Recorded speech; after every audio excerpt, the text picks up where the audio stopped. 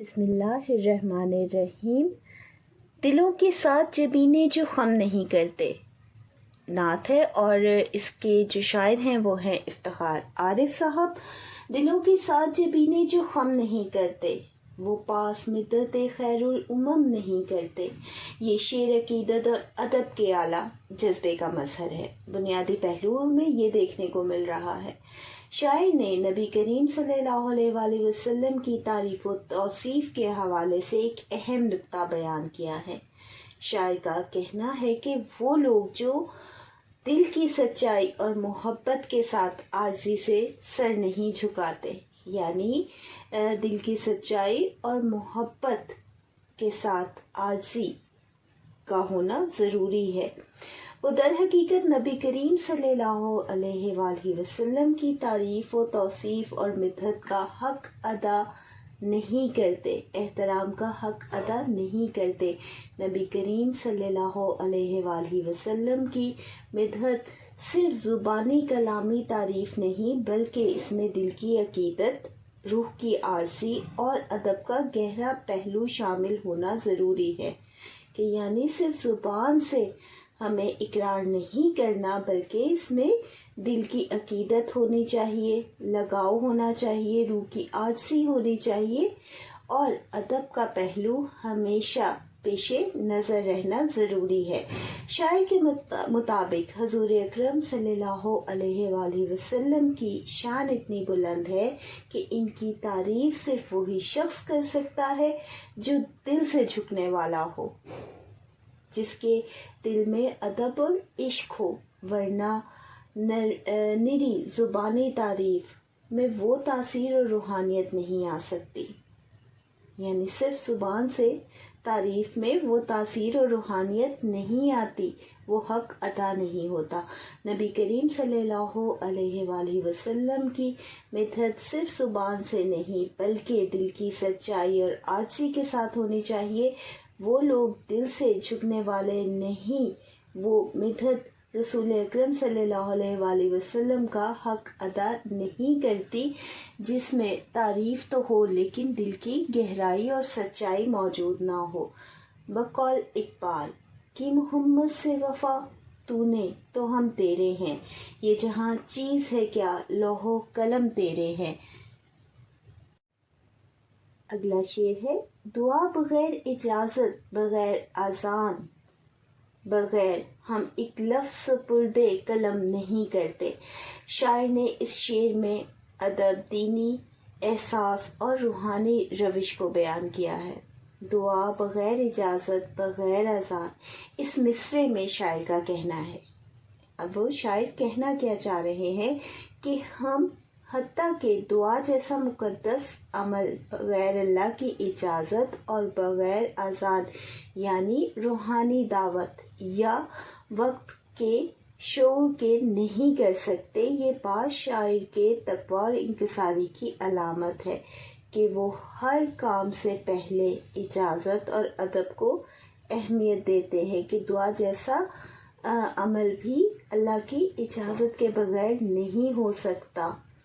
हम एक लफ्ज़ सुपुर्दे कलम नहीं करते, यहाँ वो अपनी नात के हवाले से लिख रहे हैं। इस मिसरे में शायर बयान करता है कि हम नात का लफ्ज़, ये इतना मुकद्दस और पाक अमल है, इतना खूबसूरत अमल है कि नात का लफ्ज़ लिखने से पहले भी खूब सोचते हैं। गोया के कलम उठाना भी इबादत का हिस्सा बन जाता है।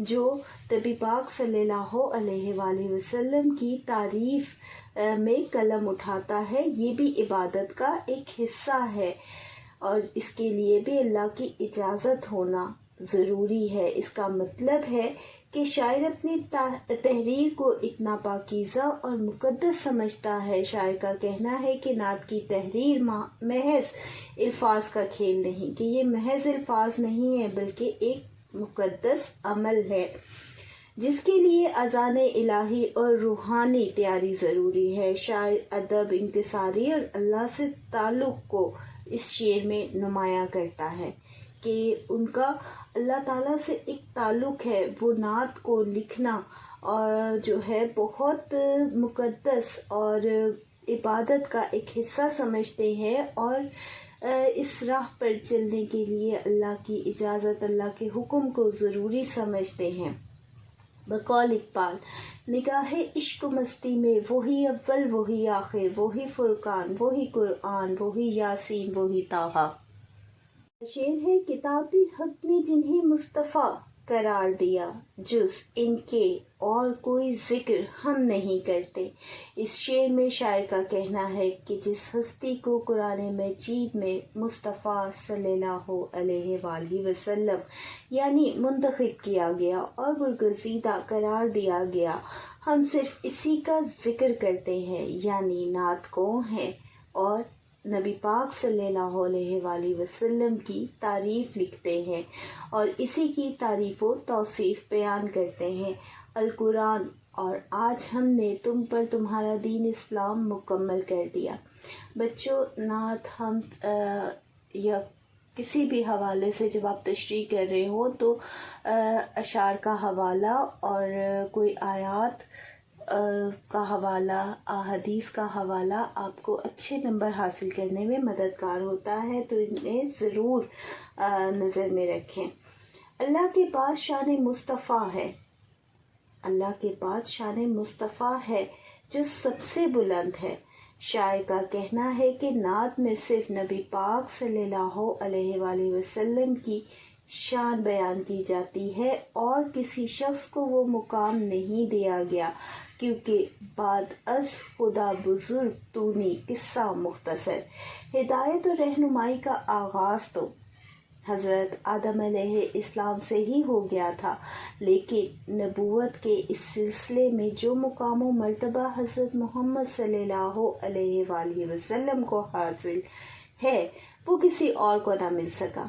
اپنی عقیدت اور محبت کا اظہار کرتے ہوئے شاعر کا کہنا ہے کہ انہوں نے ذات و کردار، صفات میں کوئی دوسری مثال نہیں دیکھی کہ جنہیں وہ آپ صلی اللہ علیہ وآلہ وسلم جیسا لکھ سکیں۔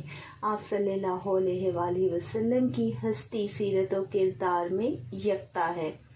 القرآن، یقیناً تمہارے لیے اللہ کے رسول صلی اللہ علیہ وآلہ وسلم کی ذات بہترین نمونہ ہے۔ بقول سید نفیس شاہ، دست قدرت نے ایسا بنایا تجھے، جملہ اوصاف سے سجایا تجھے، اے ازل کے حسین، اے ابد کے حسین، تجھ سا کوئی نہیں، تجھ سا کوئی نہیں۔ کریم ایسے کہ انعام کرتے جاتے ہیں، جواد ایسے کہ نعمت کو کم نہیں کرتے۔ نعت ایک ایسی نظم کو کہتے ہیں جس میں نبی کریم صلی اللہ علیہ وآلہ وسلم کی تعریف بیان کی گئی ہو۔ یہ تعریف آپ صلی اللہ علیہ وآلہ وسلم کی ذات و صفات، عظمت و کردار، اخلاق اور مسلسل جد و جہد کا احاطہ کرتی ہے۔ ہدایت اور رہنمائی کا جو سلسلہ حضرت آدم علیہ السلام سے شروع ہوا، حضرت محمد صلی اللہ علیہ وآلہ وسلم اس سلسلے کی آخری کڑی ہیں۔ آپ صلی اللہ علیہ وآلہ وسلم کے بعد دین اسلام مکمل ہوا اور رہتی دنیا تک قائم اور رہنمائی کا ذریعہ رہے گا۔ آخرالزماں حضرت محمد صلی اللہ علیہ وآلہ وسلم بے بہا خوبیوں کے حامل ہیں۔ یہاں حضور اکرم صلی اللہ علیہ وآلہ وسلم کی دو صفات، مہربان اور جواد فیاض، کو بیان کیا گیا ہے۔ آپ صلی اللہ علیہ وآلہ وسلم کی سخاوت ایسی تھی کہ عطا کرتے ہی چلے جاتے۔ آپ کا دامن ہر ایک کے لیے پھیلا ہوا تھا، مگر کبھی نعمتوں میں کمی نہیں آتی۔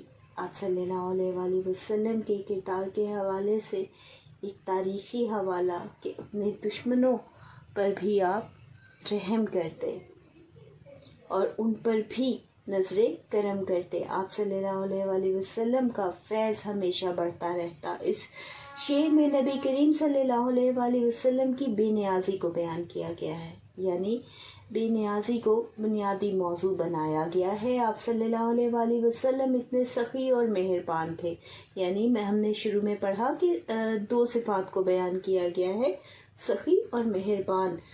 اتنے سخی اور مہربان تھے کہ مسلسل انعام و اکرام فرماتے اور کبھی اپنی نعمتوں میں کمی نہیں کرتے تھے۔ یعنی آپ صلی اللہ علیہ وآلہ وسلم کی عطا میں کوئی کمی نہیں آتی، چاہے مانگنے والے کتنے ہی ہوں۔ جو ان کی زیادہ رحمت سے منحرف ہو جائے، زمانے ان کو کبھی محترم نہیں کرتے۔ یہ شعر عارفانہ انداز میں کہا گیا، جس میں اللہ تعالیٰ کے محبوب حضرت محمد صلی اللہ علیہ وآلہ وسلم کی رحمت اور ان کے راستے سے وابستگی کی اہمیت کو بیان کیا گیا ہے۔ اس شعر میں زیادہ رحمت سے مراد نبی اکرم صلی اللہ علیہ وآلہ وسلم کا راستہ ہے، ان کی سنت ہے، ان کی تعلیمات ہے، ان کی سیرت طیبہ ہے، جس پر عمل کرنا ہر مومن کے لیے فرض ہے، ضروری ہے۔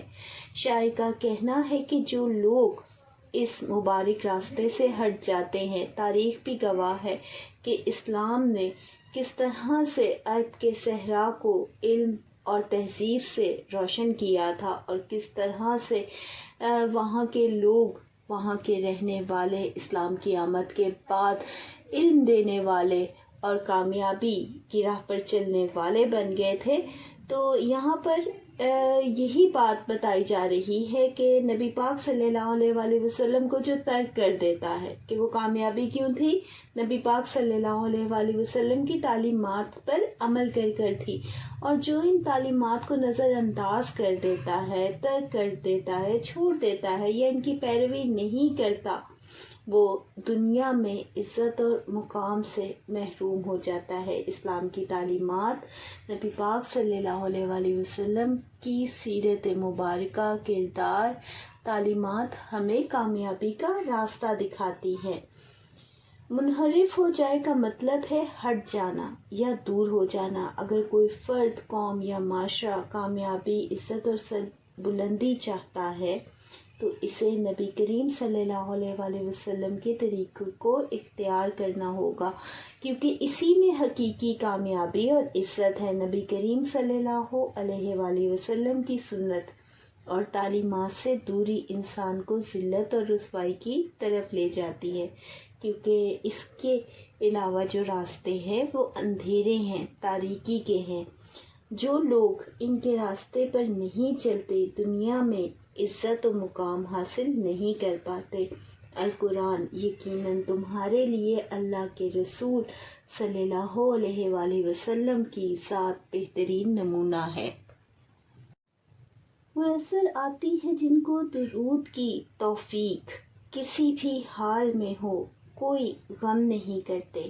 اس شعر میں درود پاک کی برکت اور روحانی اثرات کو بیان کیا گیا ہے۔ شاعر کا کہنا ہے کہ وہ لوگ جنہیں درود شریف پڑھنے کی توفیق حاصل ہوتی ہے، یعنی جو رسول پاک صلی اللہ علیہ وآلہ وسلم پر دل سے درود بھیجتے ہیں، وہ لوگ دنیاوی غموں اور پریشانیوں سے متاثر نہیں ہوتے، ہر حالت پہ مطمئن اور پرسکون رہتے ہیں، کیونکہ درود پاک ایک ایسا روحانی عمل ہے جو دلوں کو نور بخشتا ہے اور بندے کا تعلق براہ راست رحمت الہی اور حضور اکرم صلی اللہ علیہ وآلہ وسلم سے جوڑتا ہے۔